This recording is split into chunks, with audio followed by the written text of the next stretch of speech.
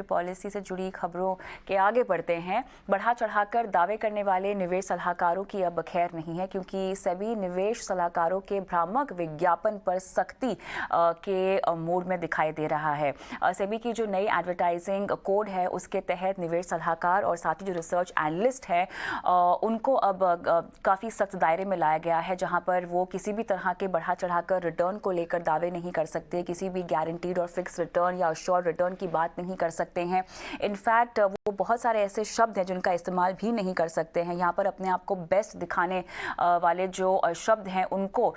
सख्ती से जो है मना कर दिया गया है। उन्हें क्या करना चाहिए, क्या नहीं करना चाहिए, इसकी भी एक लिस्ट जो है वो जारी कर दी गई है, जिसके अंतर्गत ही उन्हें काम करना है। और जो भी विज्ञापन को वो देते हैं, विज्ञापन की यहाँ पर परिभाषा क्या है, कम्युनिकेशन की परिभाषा जो सेबी ने डिसाइड की है वो है किसी भी तरह का पैम्पलेट दे देना,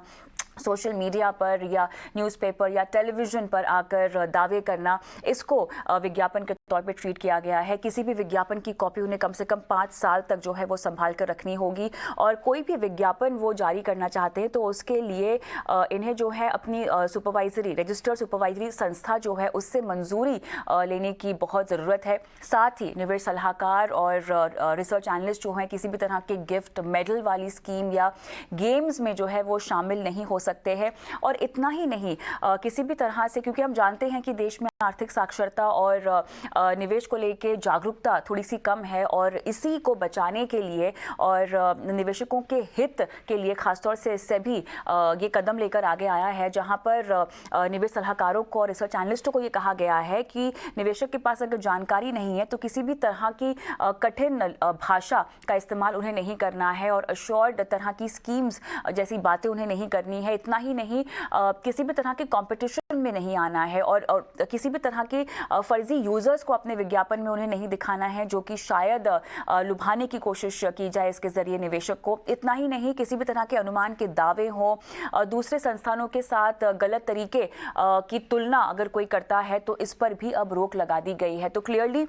एक बार फिर से हम देख रहे हैं कि सेबी आगे आता हुआ निवेशकों के हित के लिए, और कुछ ऐसे शब्द हैं जिनका इस्तेमाल करने से साफ यहाँ पर मनाही है।